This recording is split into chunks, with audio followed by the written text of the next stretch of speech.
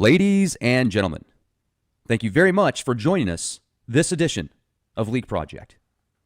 I'm your host, Rex Bear, and tonight's guest is James Farganne. James reached out to us here on the Leak Project a few weeks ago, and because of the time zone difference, he's on the other side of the world, we've been trying to put together a time frame for him to discuss the information that he has on one of the most catastrophic events in modern history. The Fukushima disaster. 6 nuclear reactors going into meltdown, and the official version of the story is because of a tidal wave that caused certain mechanical issues and breakdowns, which then led to 6 reactors going into meltdown and blowing up. Well, the information that James is going to share with us here today is quite different, so be prepared for a mind-altering, paradigm-shattering discussion. James, really appreciate you spending time out of your day. I know you're very busy where you're at, so thanks a lot for joining us here at the Leak Project. If you would please just give us a real brief introduction about yourself, and then we'll get into why you feel this is important to put yourself on the line and discuss the possibility of Fukushima being a lot more of a tactical attack than just a natural disaster. Yeah, Rex, thank you for having me on. I am conducting this interview from Seoul, South Korea, which is not too distant from the epicenter of the disaster. And I don't want to get too much into my personal history, but I will say that I've been here for quite a long time, and it's my home.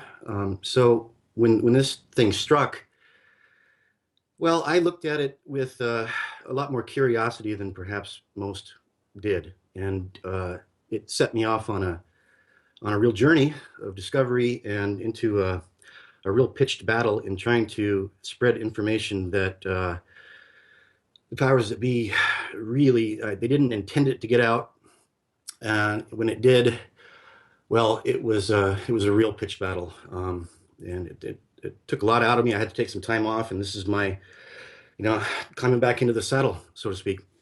So if I could, I would say that your listenership is pretty 9/11 literate, aren't they? Oh, yeah, 100%. Okay, so just to couch this in a nutshell, Fukushima was Japan's 9/11, and Reactor 4 was Japan's Building 7. Is that clear and succinct enough?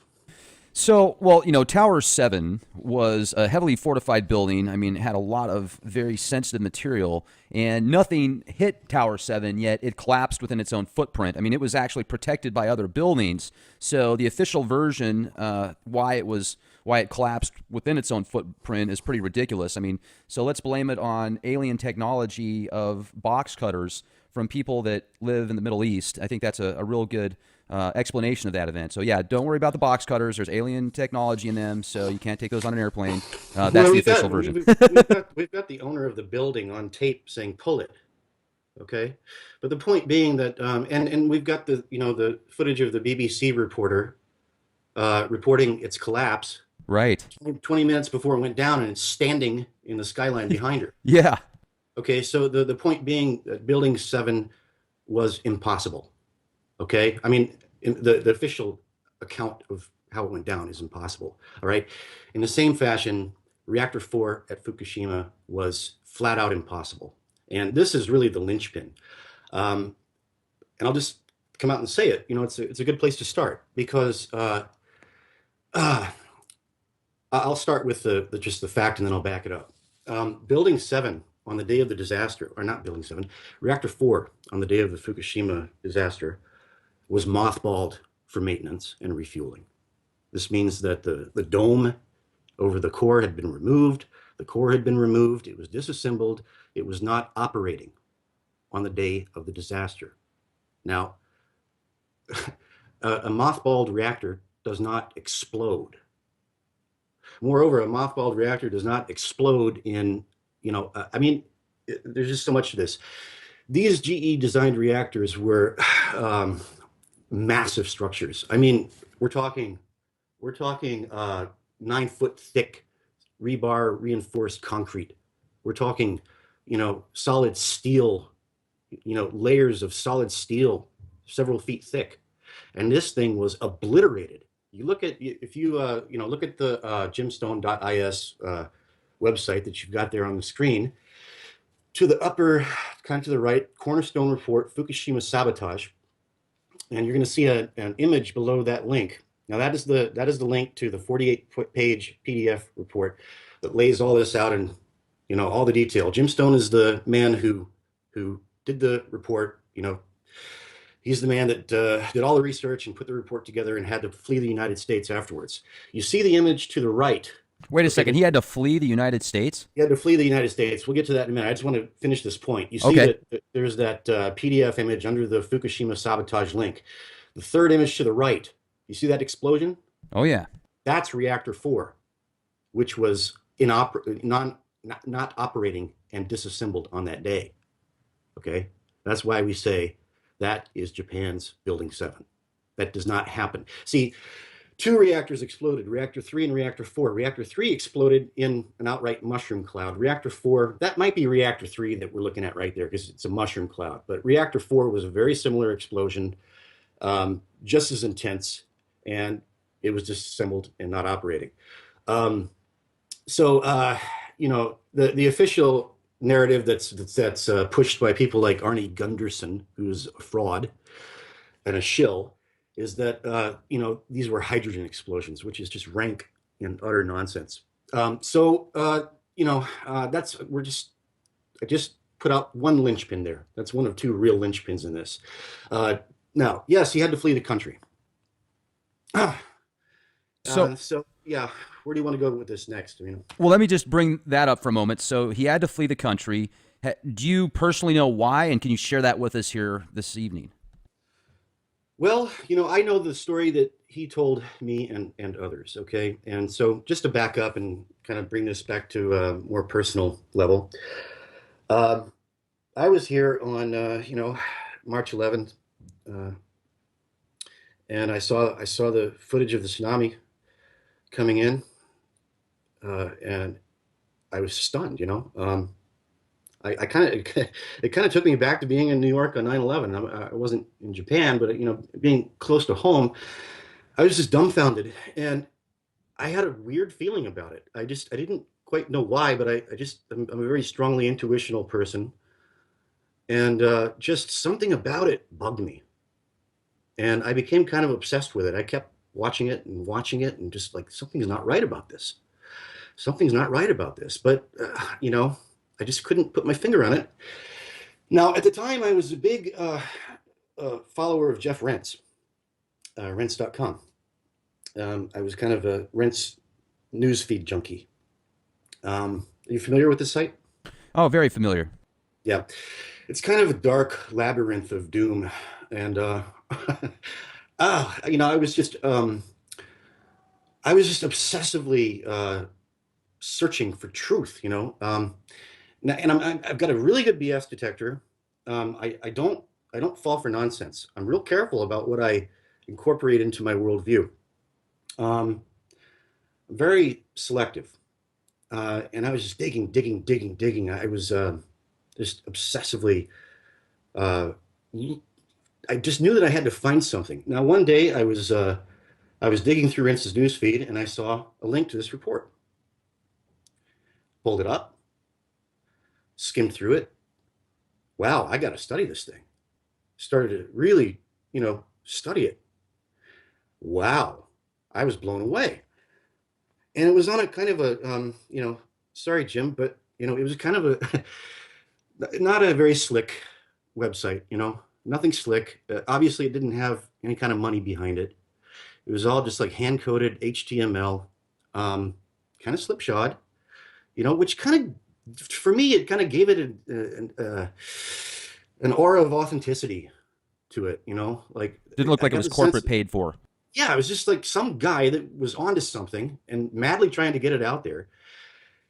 Got it posted to Rentz, and then I think it was later that day, Rentz pulled it. It was no longer there. Okay, well, that's weird. It was just gone. And so I studied that thing and I studied that thing and I studied it. I read it over and over and over again. I did all the references, cross-checked all the footnotes, everything. And at the end of about like 2 or 3 weeks of studying this thing, I was left with like, okay, there's no BS here. This is this is adamantine truth. This is a diamond, you know. And Rentz pulled it off of his feet. And who else is talking about this? All right. I'm looking around at the alternative media. This is another facet of, this topic because this is a litmus test for alternative media. All right.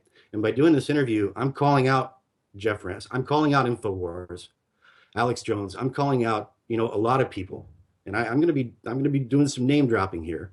Okay. Because I looked around, Rentz posted it briefly, pulled it. InfoWars, nothing. Natural News, Natural News mentioned it to Mike Adams. Mike Adams, is that his name? His credit. Mike Rivero, What Really Happened? He mentioned it. Just a handful of places referenced it. Meanwhile, Wired.com did a hit piece on it. They got like their tinfoil hat Tuesday thing. Yeah, the Danger Room. The Danger Room did a hit piece on it. Okay. But they didn't debunk it. All they did was just kind of slander it in a silly way. They probably that was probably strategically a bad thing to do because if they drove people to go look at it, anybody with any intelligence can see that, I mean, Wired I think that was a stupid thing to do. So, oh man, I just got this obsessive, intuitive, I call it the voice. It's just this intuition that says, you've got to get in touch with this guy. And I'm thinking to myself, why? Why do I got to? No, you got to get in touch with this guy. You got to get in touch with this guy. You got to get in touch with this guy. Well, he had his email there with a note below it that said, note, if you write an email to me and you don't get an answer, it means I didn't get your email. All right. I'm scrambling. I'm running around. I'm being pursued, but I am checking my email. If you send me a serious email, and you're not a troll, I'm going to answer you. So I wrote him and I wrote him and I wrote him, nothing. And so it got to the point where I was running around major, metropolis, checking into completely random, PC cafes, and just at random, getting starting up random email boxes just to try to get through. Nothing worked for months. The report came out in May of 2011, and it was. I tried for like how many months? Until January of 2012.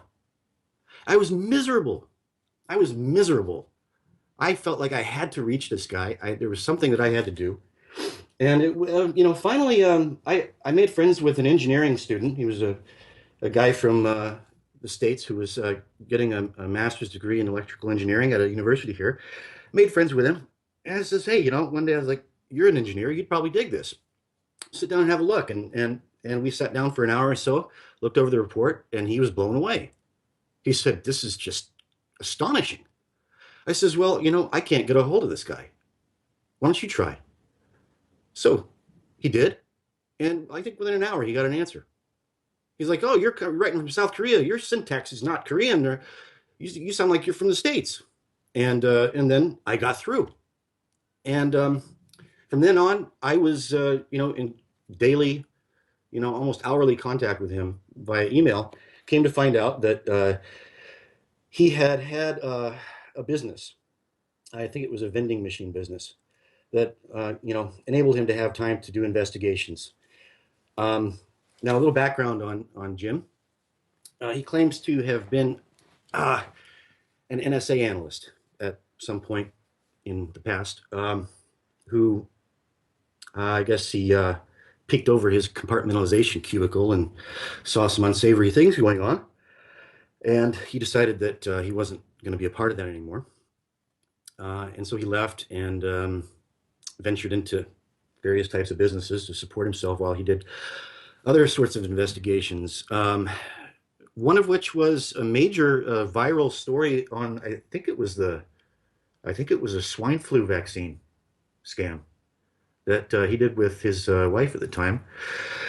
That went viral. You mean He the did a swine major. flu vaccine isn't good for you? Yeah. It's even worse. That rabbit hole is even worse than most people who are even really digging hard into it. I mean, that is a deep, dark rabbit hole. The vaccine thing. We can't get in. We could get into that in another program. But Assimilate into the Borg. oh, it's just oh God, there's some dark stuff out there, and you're gonna encounter it. Looking at this guy's work, he did a major report on Jenin, which was a major war atrocity committed by Israel that most people don't know about. He did a lot of stuff in the past that just never really hit the alternative media is kind of like the new mainstream. Sorry to say, but anyways, his story is that when he finally published his Fukushima report, um, he was walking down the street one day and a van pulled up and they picked him up and took him off to a jail without, they held him without charges. He didn't get his phone call. And one day, I guess a deputy was put, placed at the desk for a couple of hours, and the deputy wasn't in on what was going on, and he managed to get his phone call. He called a friend who came and got him out, and from then, I can't go into too much detail, but he didn't have a passport.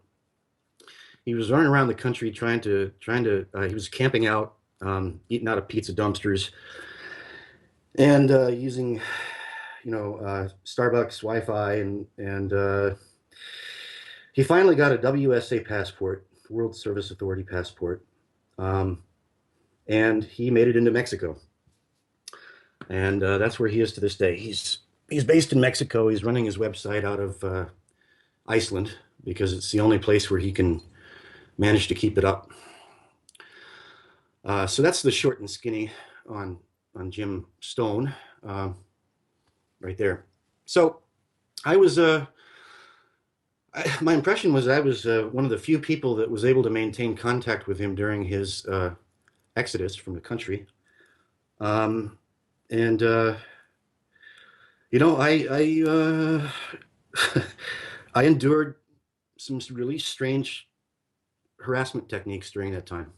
I don't want to go into too much detail about that here either, because the main focus here is to get the Would you information from the report out. But I give us just a couple examples, maybe? well, okay. I was locked out of multiple email boxes. Just go back and the password just doesn't work anymore, and password recovery options just wouldn't work. So I was using a Mac at the time.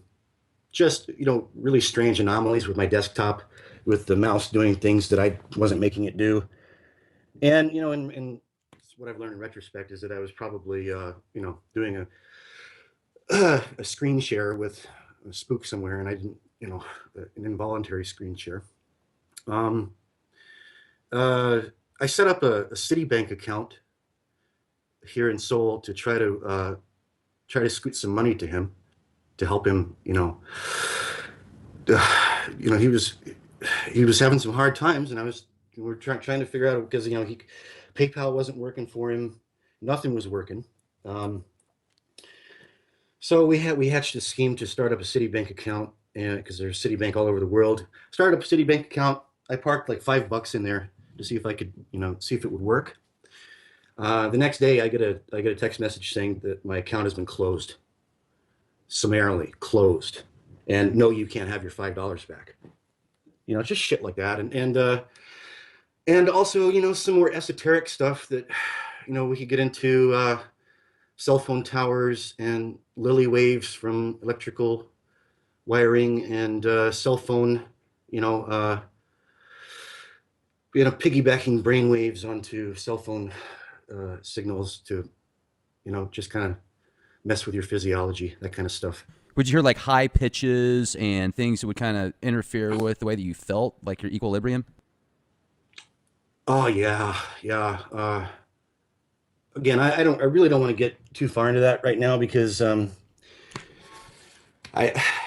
I'd like to, that's a big topic, and I've, I've been a victim of that kind of stuff for years. Okay, and it's a big interest of mine to mm, figure out different ways to approach that and help people because I think there are a lot of people who are victims of this sort of thing, and they may not realize it.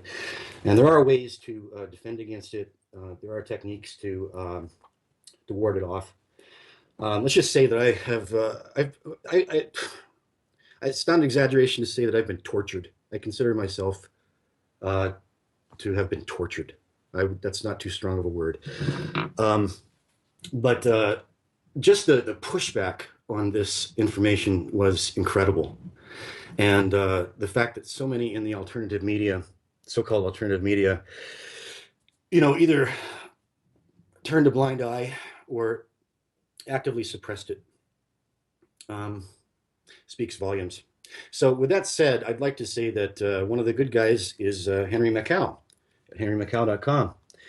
Because when I finally did get in touch with him in January of 2012, we were trading emails back and forth, back and forth. I was like, I felt I needed to contact you because I felt like there was something I needed to do, and went back and forth, back, and the idea got hatched that I should write about it and try to stress test the alternative media and see who would be receptive to a write-up on the report. This is a big, massive report. It needed a short write-up that would draw people in and inspire them to take the time and the effort and the work to go through this massive report. So I tried a lot of different sites. Frankly, I think well, many said no, or they weren't interested, or just didn't respond. But Henry Mackau got back to me and he said, "Yeah, okay. I'll tell you what. You've got 1,000 words, and by the way, two people have tried and failed. Two other writers have approached me about this report, and I gave them 1,000 words, and they couldn't do it." I said, "Okay." And I tell you, it's one of the I'm a writer, and it was one of the most difficult things I've ever written to condense it into 1,000 words was incredibly difficult, but I did it. And Henry said, "Congratulations, you're in." And so now he had a relationship with Jeff Rentz, where Rentz would link to his articles in his newsfeed. And so now I'm going to click over to my first article with Mackau, the argument that Fukushima was sabotaged, and you'll see that there's a note at the top. Jeff Rentz refused to link to this article. He thinks it is a psyop to absolve the nuclear industry of blame for Fukushima. Fine, but when I posted it anyway, so people could decide for themselves, he announced he would no longer link to my site. You will no longer find my work on Rentz's site. And then that led to a huge row. Rentz's ex-wives started contacting Mackau with their horror stories, and it turned out that like Rentz is, it's just, I'm not going to get into all that, but I will say that David Icke, David Icke posted this article on his newsfeed, and this is the follow-up article, Fukushima, What Really Happened. Icke top posted this at the top of his newsfeed on that day, but then Mackau started slinging mud at Rentz, getting into his personal life, and Icke didn't like that, and so he severed ties with Mackau as well. But it was it was a bit of a shitstorm there for a while. So these are the two seminal articles that I would encourage people to start with.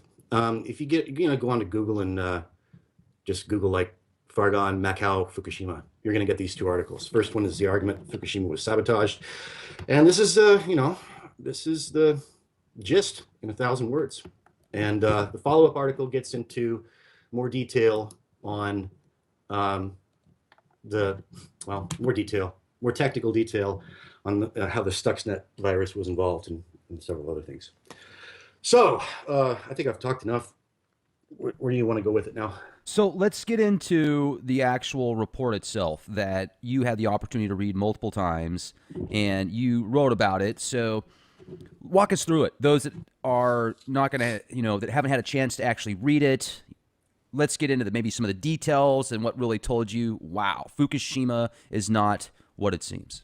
Okay, well, the first thing is,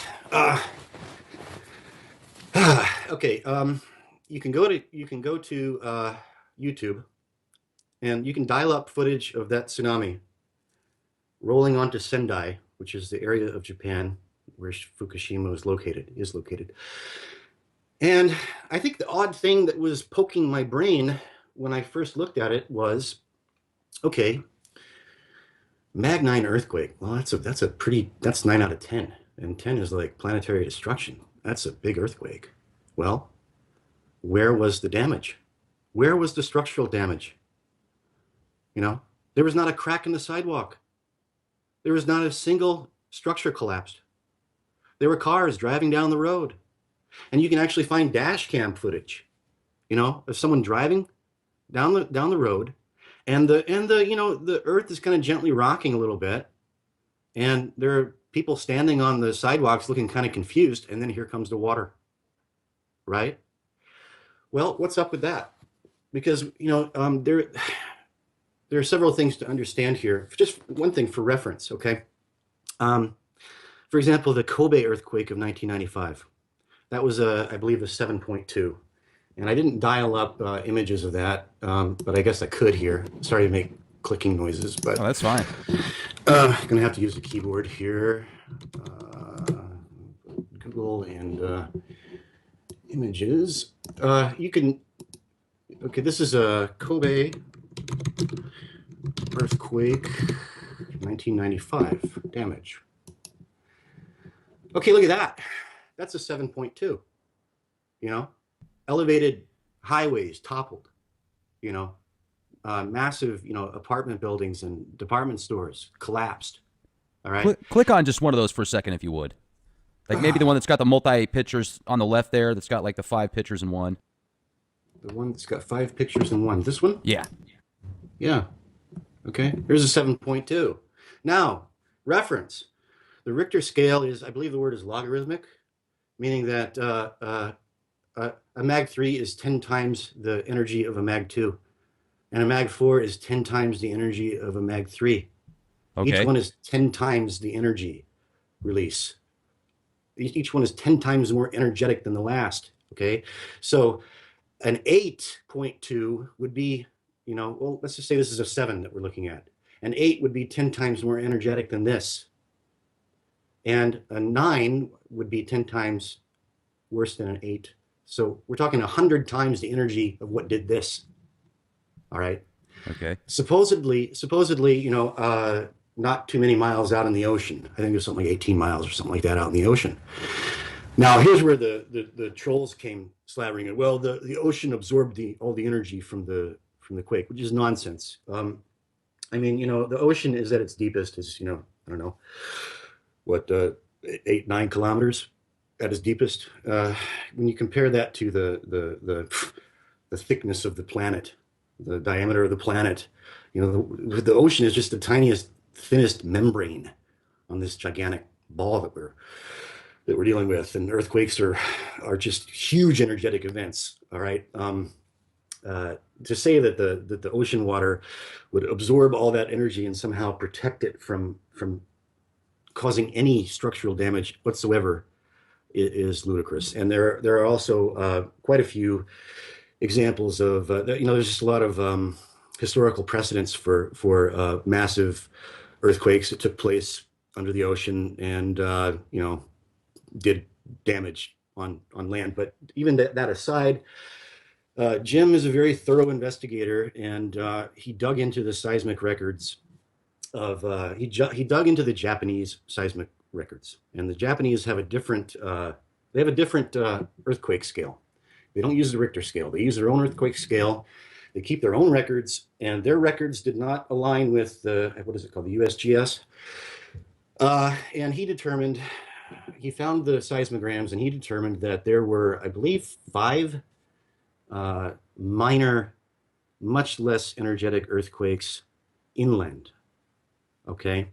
And according to numerous uh, emails and testimonials that he got from people in Japan, who he got emails from Japanese people who basically told him, yeah, the Earth moved, but I cannot use the word earthquake to describe what I felt. Um, it did not feel like an earthquake. It made me dizzy. It felt like the Earth was sort of like being smudged around in circles, but it didn't feel like earthquakes. Okay, and so his conclusion is that there was no magnitude 9 earthquake. It just didn't happen. It's just they made it up out of whole cloth. There was no Mag 9 earthquake. That's the that's the first thing. Um, and also, there's the fact that magnitude 9 earthquakes are, I forget how far they can be felt, but I should have felt it. We should have felt it here in Seoul. We should have felt something. We should have felt some rumbling, some trembling in the ground, and nobody felt anything. So all evidence points to no Mag 9 earthquake. That was just a cover story for the tsunami, and the tsunami was a cover story for the destructions of the reactors. So, what caused the tsunami? Can you take a what do you think would cause something like that if it wasn't an earthquake, Rex?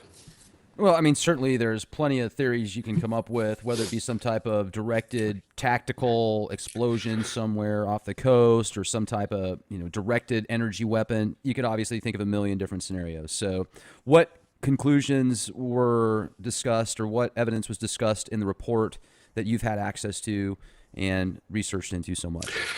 Jim didn't come to any specific conclusion um, because there's simply not enough information, not enough evidence to make a firm conclusion. But a reasonable uh, guess, I would say, is that, and others have postulated this as well. Um, Benjamin Fulford, kind of a controversial figure, comes out with some good information from time to time. Um, you know, he he says that it was there's a Japanese deep sea drilling vessel by the name of the Chikumaru that was seen drilling in that area in the days or weeks leading up to the event.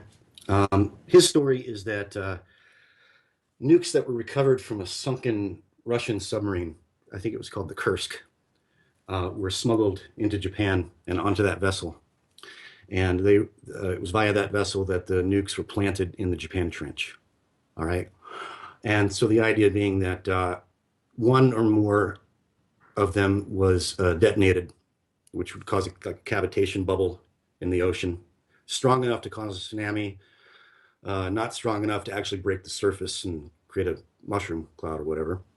And that one or more of them was left remaining undetonated down there in order to force the Japanese to go along with whatever the official story was going to be and not spill the beans. So that's to my mind, that's the most reasonable and likely explanation for the tsunami. But we're just getting started here.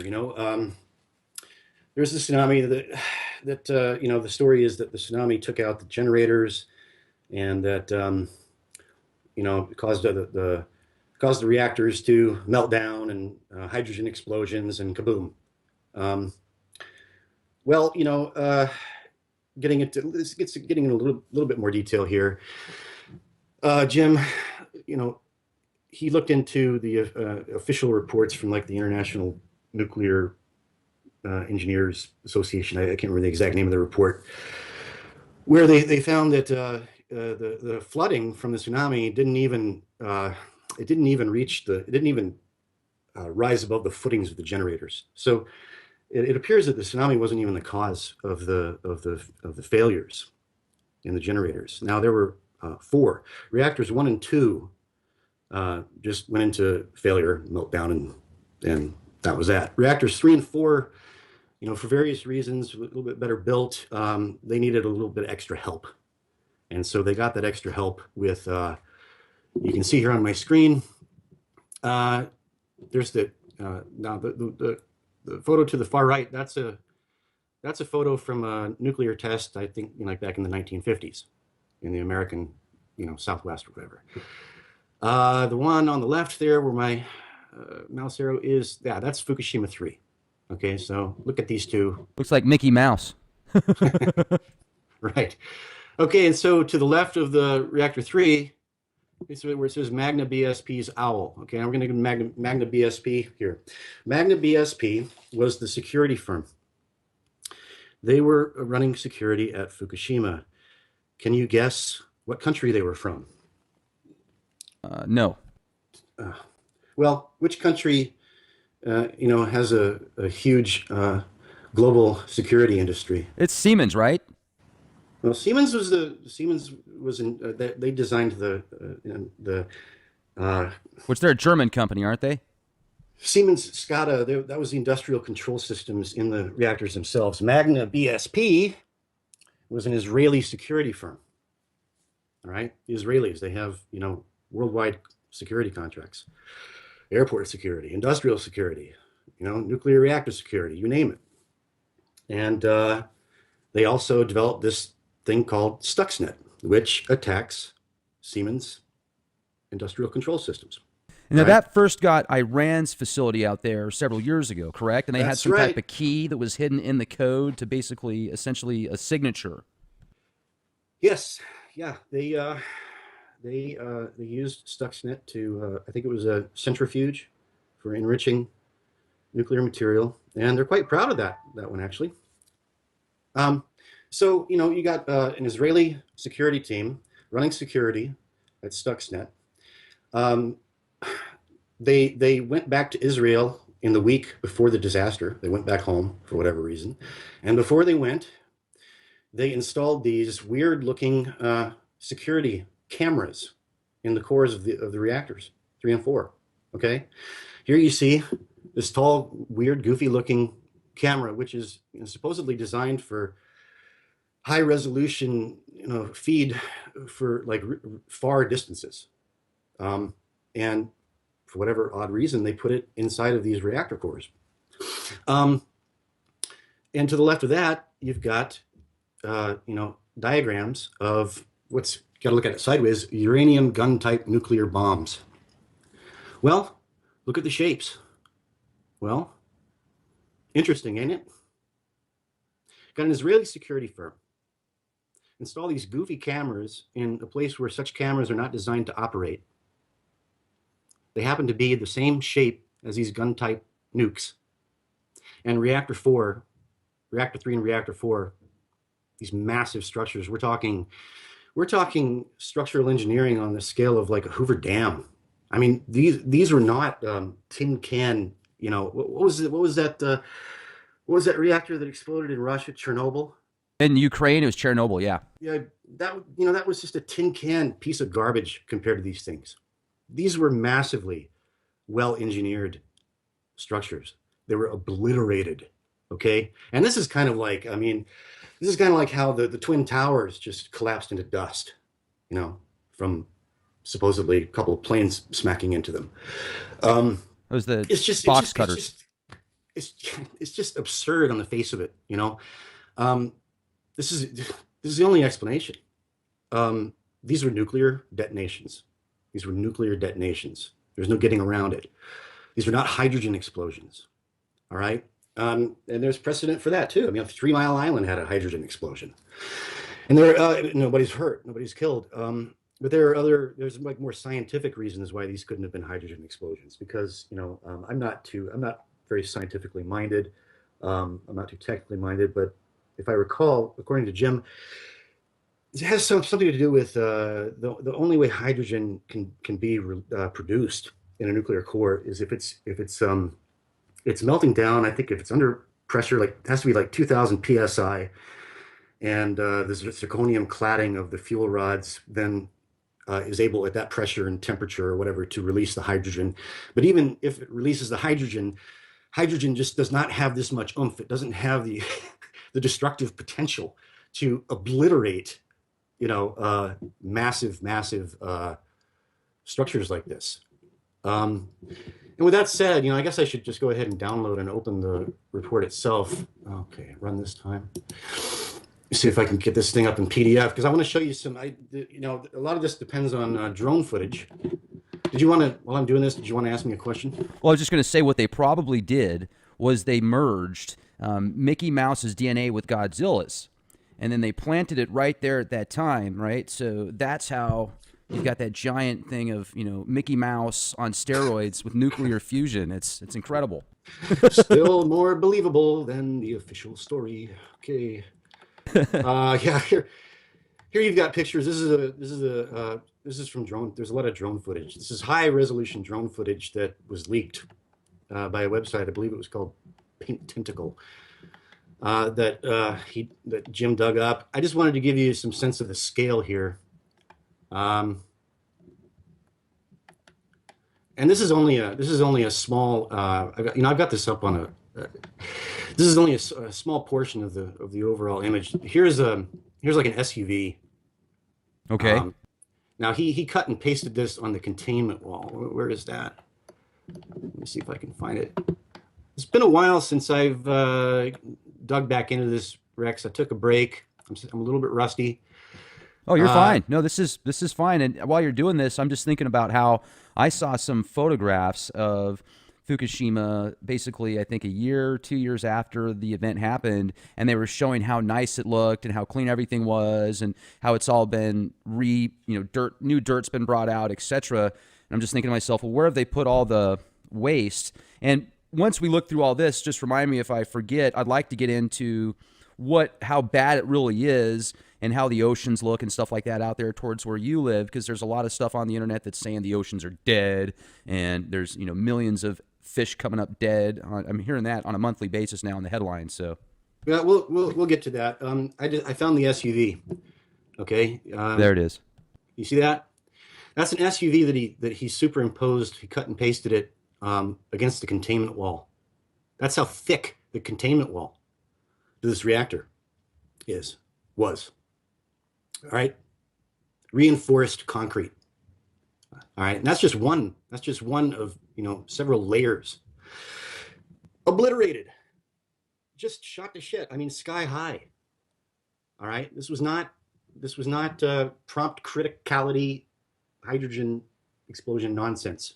And you get into the report. Arnie Gunderson, Arnie Gunderson, E&E News. Yes. Fairwinds. That guy. He's. If you look into this report, you'll see.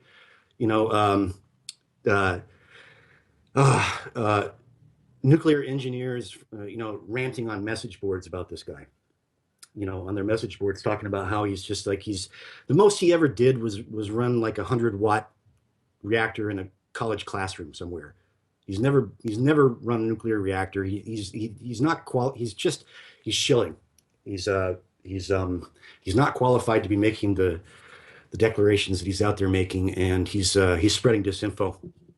I think we think his purpose is to keep people's focus away from just how ludicrous this is on the sheer face of it. But then again, you're not going to see this drone footage anywhere else. Jim's he's a hardcore investigator. He dug this stuff up and analyzed it, and you're not going to see this anywhere else except in this report. Which just, it's drone footage from right afterward. It's very high definition drone footage. It was not meant to get out, and it did. Can you move that box out of the way real quick? Just that one. Box? Yeah, that right there. One? Yeah, thanks. Reactor 4's dome was removed for defueling. Drone photos prove it. Okay, and this dispels the rumors surrounding Unit 4's explosion. So, we've got photos of that in here as well. This is the dome. All right. One thing I'm wondering about, James, too, is Chernobyl. When that thing blew, they were sending robots and everything that they could to try and redome it, fix the esophagus or whatever it's called. I think that might be the wrong term. If it is, I'm sorry, but you could say the throat. Yeah. Okay, so So, and the robots themselves, there was so much radiation that they were collapsing. They couldn't even withstand the amount of radiation. And I remember seeing photographs, black and white photos of these people that were exposed to heavy doses, and their hands were the size of basketballs, and just these crazy formalities, weird mutations and stuff like that. And I'm wondering why you don't see as much of that on the from the Fukushima, because also another thing too, when that did happen, James, I was right on it. I was doing like a lot of these pictures you're showing me and stuff like that. I'm getting deja vu because some of this stuff I remember seeing, not all of it, but some of it. And I remember also looking at the live webcams that were in Fukushima after it happened. I was watching it every night, and I could still see cars driving around, and I could see people out, lights in the city, lights in the towns and stuff like that. And I'm thinking, okay, there's still people out there. And I'm thinking, how bad is the exposure that they're getting? So what do you think the biggest difference between Chernobyl and Fukushima was? Oh, well, the most important difference is just the quality of the design. These were not, these were extremely robust, massively well-engineered structures with multiply redundant, what are they called? Safety systems, cooling systems, passive cooling systems, just in case in case the transformers did go out, there were passive cooling systems that ought to have been passively engaged. I think because of the steam would have tripped valves that would, trigger passive cooling systems. And the reason that even the passive cooling systems were, failed, which is just statistically impossible, was because of the Stuxnet virus. But we'll get back to that later.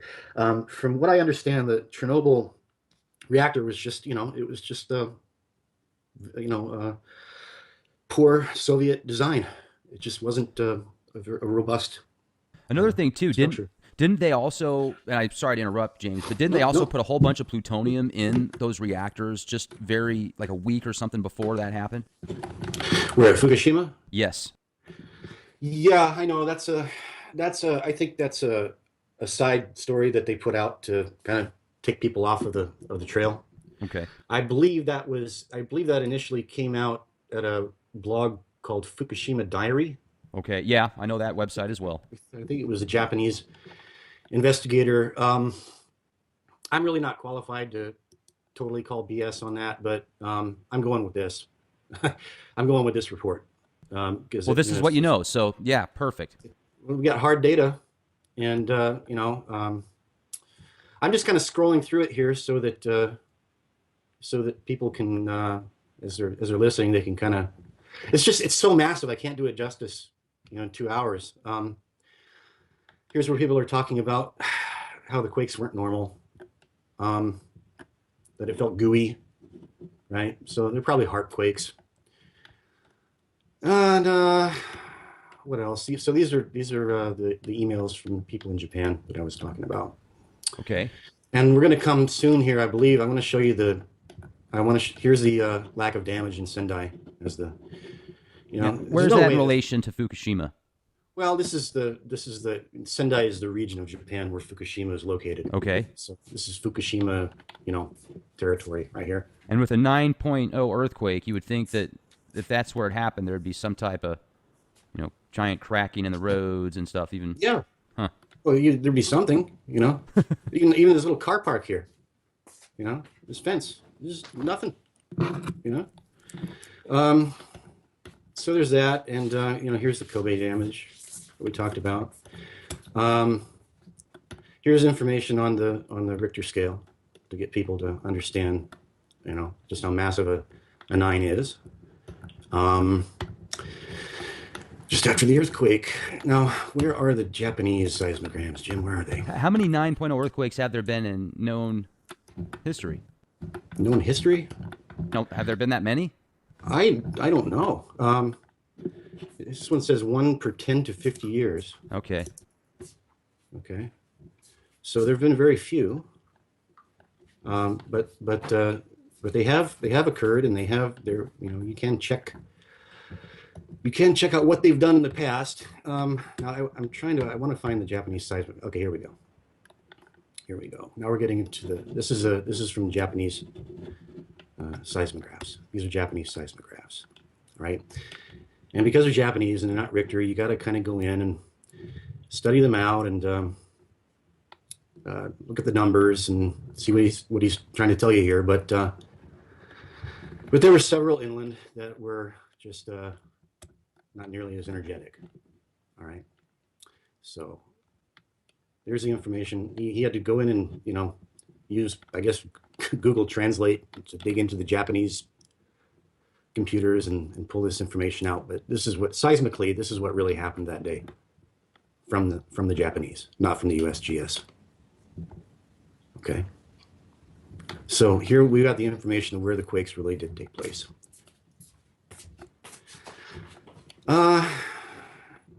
And then we get into the reasons here for why he believed it happened, because this is a common question that people, frequently ask is, what's the motive? Why would they want to do this? And there are different theories about that. But his idea is one that Japan had offered to enrich uranium for Iran to help them with their enrichment program. And also that, as it says here, updated information in case that Japan was being held under threat to hand over trillions of yen to the World Bank and refused. A friend of mine did some service to this report before its news. I won't say his name. He wouldn't want that. It was posted by Glenn Kennedy before its news. This article gives you, it just provides some additional comparative perspective on earthquake intensities and what earthquakes have done in the past. Gives you some additional comparative info just as an appendix to the report, as it were. So you can find this at Before It's News. If you Google Before It's News, and then the title is Fukushima, Japan's 9/11. It'll come right up. Start. Can you see it? No. Yeah, we're good. All right. So beforeitsnews.com, Fukushima, Japan's 9/11. Posted by Glenn Kennedy. And again, this is one of these things where Glenn Kennedy is a big time poster at Before It's News. He gets tens of thousands of views. And this this article just went nowhere. I think the hit count was under 1,000. Just another example. I think I was one of those 1,000. Oh, really? Yeah. Oh, so this is not your first exposure to this info. No, this is like the second or third time I've gotten deja vu in this interview. It's great. Okay, good. So anyway, this is just I think it's great that we had this screencast, because rather than worrying about getting all the details out into this interview verbally, I can just show people, here's where you can go. It's going to take time to go through it, longer than we have in this interview. Mm-hmm. Here's where you go. Here's additional information on earthquake intensities and comparative perspective. Now, going back to the report itself, this is what page is this? I don't know. It doesn't say. It's below the Japanese seismograms, and this is a really good part of the report. This is like his timeline of what happened in what order. Oh, on the left here is a really cool graphic of earthquake magnitude scale. You see that? 8.7, 8.8, 8.9. See how that,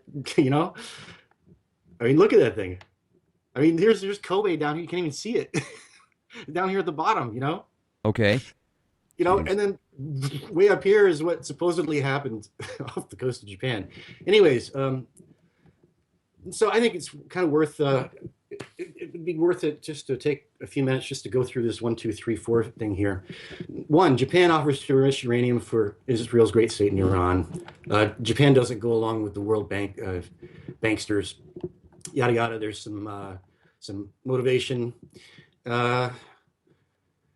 2, immediately Israel sets up front companies masquerading as security companies, and one of them succeeds in getting a security contract at a Japanese nuclear facility. 4 months later, the Dimona Dozen, he calls them the Dimona Dozen. Dimona is the place in Israel where they're based out of. The Dimona Dozen shows up, and under the cover of a security contract gets unlimited access to the heart of Fukushima. They plant the virus, the Stuxnet virus, install real cameras outside the facility and functional, poorly disguised nuke cameras inside the facility.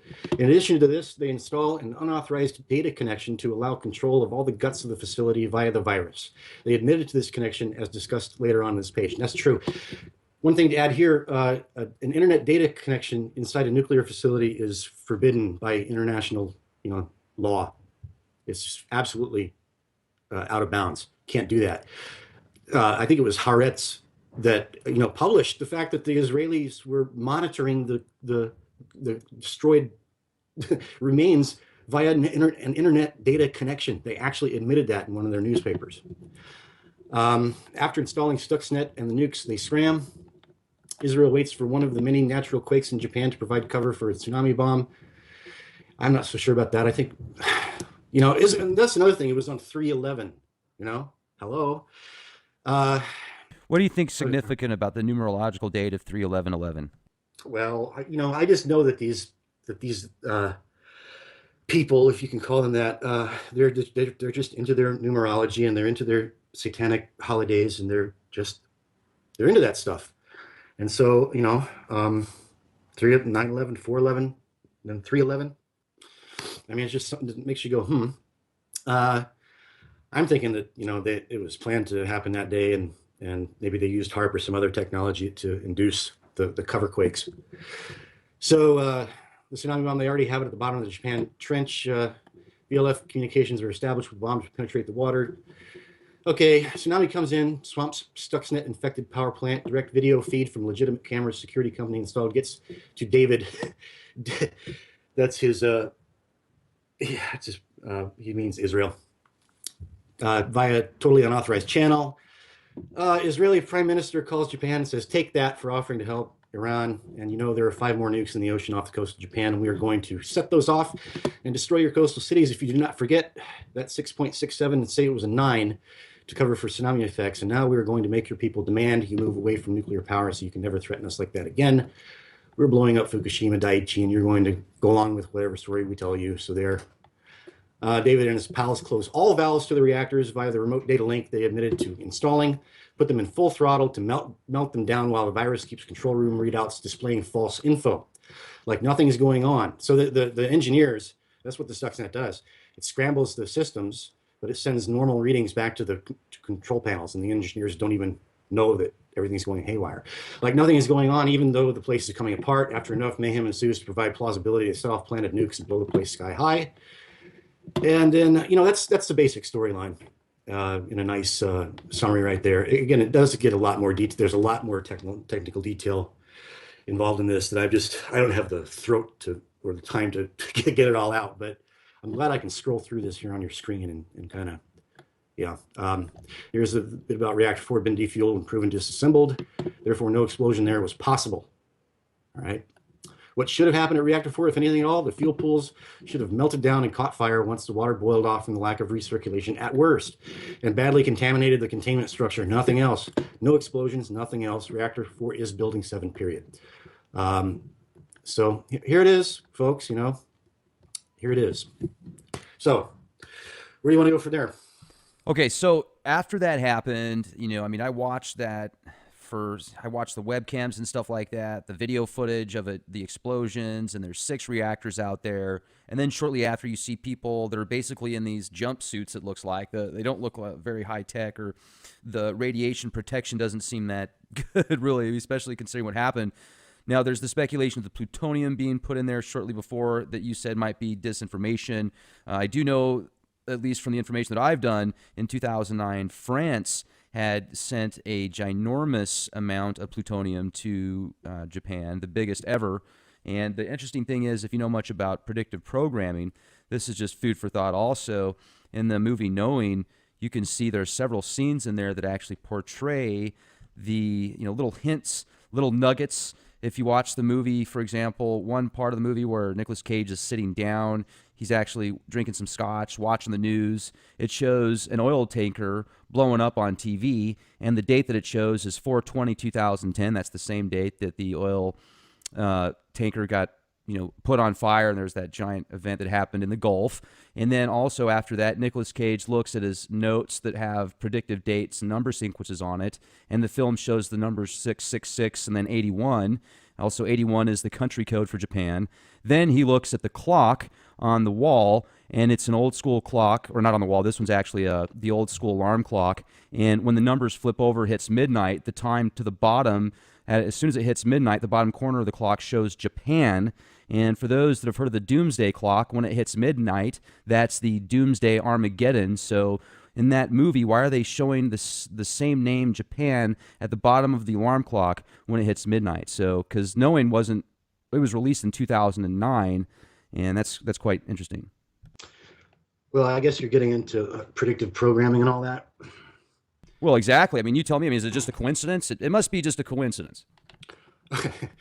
Well, I'm a firm believer that I don't know. There just seems to be some kind of all alarm clocks, when they get midnight, it says Japan on the bottom right, doesn't it? right. Yeah, yeah. I think that they're they. We use it. We throw that word around, but let's just use it. They, for lack of a more specific one, they with a capital T. They seem to be bound by some kind of a universal. I call it the Dracula law. They have to. It's kind of like how Dracula has to be invited into you have to invite Dracula into your house, or he can't come in. Like they have to warn. They have to make notification before they can go ahead and do something. It might be in page D13 of the local newspaper, but they have to put it out there somehow before they can go ahead and do it. Well, and I've came up with another theory as well on top of that, because I am very well with that theory, but let me ask you this. What do you think about the possibility of, if you know psychology and if you've seen the actual physical evidence of when people's brains react when they see something happen on TV, certain parts of the brain are activated, the same parts of the brain that somebody that actually is going through that event, the same parts of their brain are activated as well. So why not get 100 million people to watch a film, and not only does it give you the predictive programming to sell your product or pitch your laws or agendas or whatever, but also at the same time manifest reality, because everything starts from imagination first. So let's get everybody on the same page, and then maybe that's a way for these people to kind of do their magical orchestrations, I guess you could say, practical magic, because they're not cutting the heads off of chickens and spreading the blood on altars that I know of, but they are putting stuff in the movies to get people linked at a psychological primordial level. Yeah. Neurophysical, technological, black magic. Yeah, I can go there, certainly. I think, I couldn't have said it better myself. I think that's part of that. Also, I think they kind of get off on it. They enjoy it, like the bully picking on someone smaller than them in school. Well, just, the whole mockery deal. They just love mocking the masses. Have you ever interviewed Mark Passio? No. Or of him, of his work? Yeah. Former satanic high priest. Maybe not high priest, but former satanic priest in Church of Satan under LaVey. And he's just done hundreds of hours of seminars on how they think and what they get off on, and their occult principles that they operate by. You might want to look into his work. You might want to have him on the show, and he would be a good one to talk to about this element of it. Sure. Okay. He's got a whole series on occult mockery, put it that way. So, anyways, back to the subject at hand. Now, there's a lot of speculation about how bad the effects are. What type of stuff are you seeing out where you're at? And we were talking before the show, this was a few days ago, when you said a lot of stuff out there in the mainstream about saying the oceans are dying and everything's collapsing. That's disinformation. Well, I really don't have a firm opinion on that. I do know that, well, what is that image that they like to trot out? I mean, what's it like where you're at out there in South Korea? Did you notice some weird weather after it happened? Because there was that weird black snow that was going on in Japan for a while shortly after, in Tokyo and stuff that they were finding. No, didn't notice anything out of the ordinary. Let me see here. what do you say, Fukushima. Did they have warnings on the fish or the seafood or anything for a while? The dairy products? Yeah, as I remember, they did. They did. Oh, wait a minute, not Fukushima, Pacific Ocean. So it was talked a lot about in the media and such when you were out there during the time. They didn't keep it Yeah, quiet. for a while, I seem to remember some of that, but then it died out. This one right here. Yeah. Okay. Mm-hmm. This, I believe, this is the one that has been spread far and wide as being some kind of a chart of a radiation chart. Yeah, I've seen this before. It looks pretty spooky. Well, it's a wave height chart. Okay. This is the wave heights from the, I think, if I remember correctly, this is the wave heights from the tsunami throughout the Pacific Ocean. But people who are into the fear mongering side of it like to pass this around as a radiation chart, which it isn't. Jim, I believe, I don't want to speak for him on this, but he has in the past expressed skepticism about this Pacific Ocean is dying thing, and he based it on scientific knowledge that he has about ionizing radiation and how far it can travel in water. It can't travel very far, apparently. He seems to be pretty skeptical about this whole the ocean is dying narrative. The animal die-offs, well, I've read, again, I'm not a scientist. So I'm not making any claims here. I'm just saying that I've seen it claimed by people who claim to have scientific expertise that die-offs happen all the time. They're a part of nature.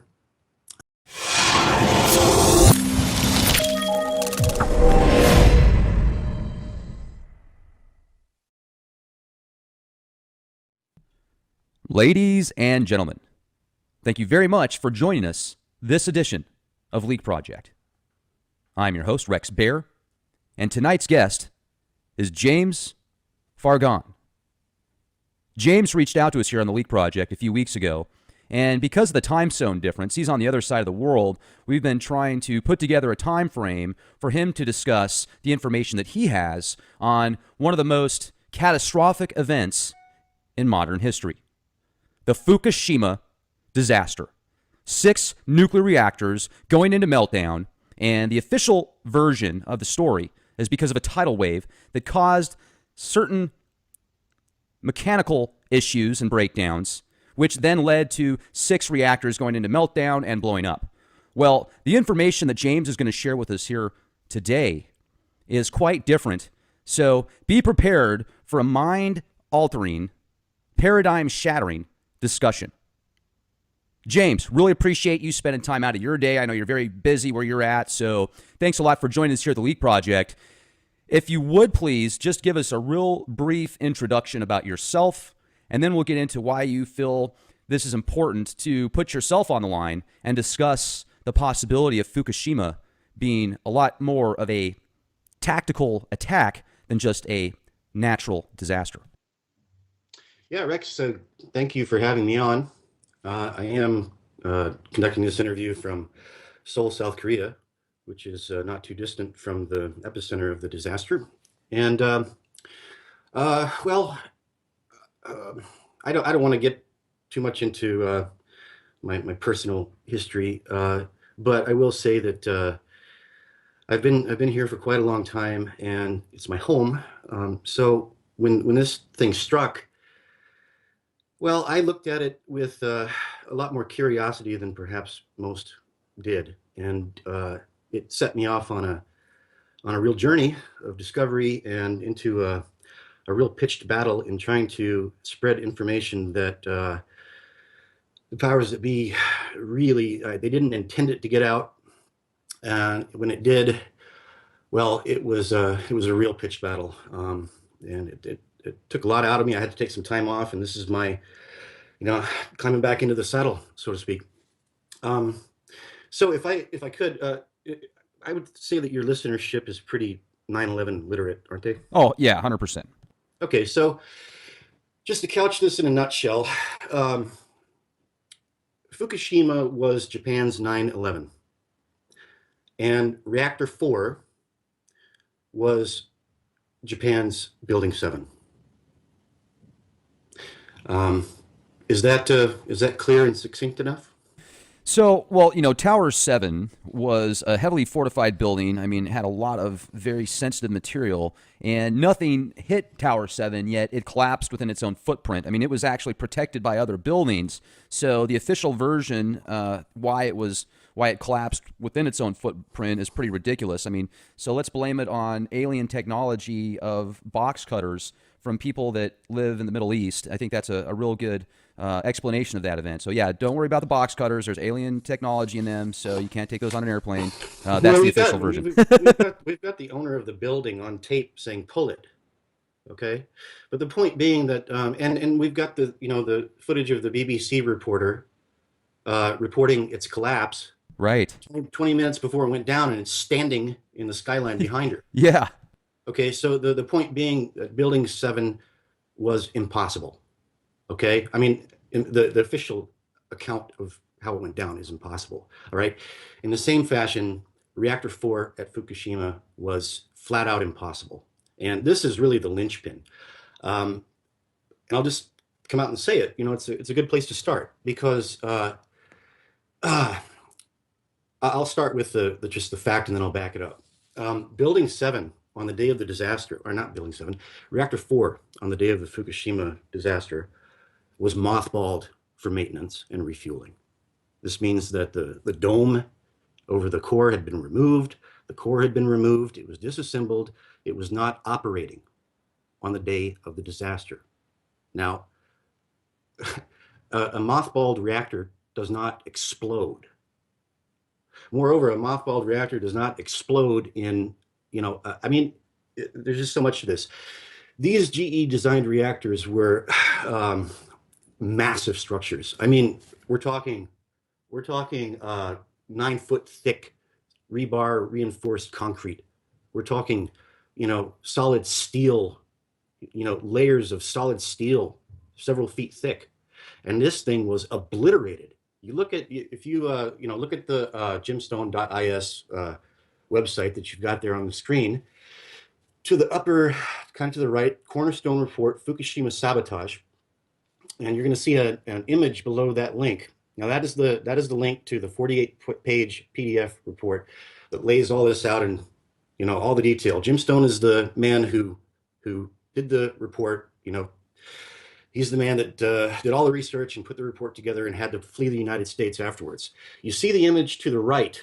Wait a second. He had to flee the United States? He had to flee the United States. We'll get to that in a minute. I just want to finish this point. You see Okay. that there's that PDF image under the Fukushima Sabotage link. The third image to the right, you see that explosion? Oh yeah. That's Reactor 4, which was not operating and disassembled on that day. Okay? That's why we say that is Japan's Building 7. That does not happen. See, two reactors exploded, Reactor 3 and Reactor 4. Reactor 3 exploded in an outright mushroom cloud. Reactor 4, that might be Reactor 3 that we're looking at right there because it's a mushroom cloud. But Reactor 4 was a very similar explosion, just as intense, and it was disassembled and not operating.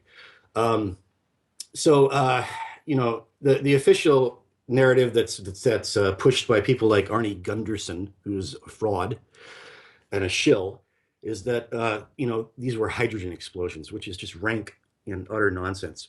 I just put out one linchpin there. That's one of two real linchpins in this. Now, yes, he had to flee the country. So yeah, where do you want to go with this next? Well, let me just bring that up for a moment. So he had to flee the country. Do you personally know why, and can you share that with us here this evening? Well, I know the story that he told me and others, okay? And so just to back up and kind of bring this back to a more personal level, I was here on, March 11th, and I saw the footage of the tsunami coming in, and I was stunned, I kind of it kind of took me back to being in New York on 9/11. I wasn't in Japan, but being close to home, I was just dumbfounded, and I had a weird feeling about it. I didn't quite know why, but I'm a very strongly intuitional person, and just something about it bugged me, and I became kind of obsessed with it. I kept watching it and just like, something's not right about this. Something's not right about this. But, I just couldn't put my finger on it. Now, at the time, I was a big follower of Jeff Rentz, Rentz.com. I was kind of a Rentz newsfeed junkie. Are you familiar with the site? Oh, very familiar. Yeah, it's kind of a dark labyrinth of doom, and I was just obsessively searching for truth, and I've got a really good BS detector. I don't fall for nonsense. I'm real careful about what I incorporate into my worldview. Um, Very selective. And I was just digging. I was just obsessively. Uh, I just knew that I had to find something. Now, one day I was digging through Rentz's newsfeed and I saw a link to this report. Pulled it up, skimmed through it. Wow, I got to study this thing. Started to really, study it. Wow, I was blown away. And it was on a kind of a, sorry, Jim, but it was kind of a not a very slick website, nothing slick. Obviously, it didn't have any kind of money behind it. It was all just like hand coded HTML, kind of slipshod, which kind of, for me, it kind of gave it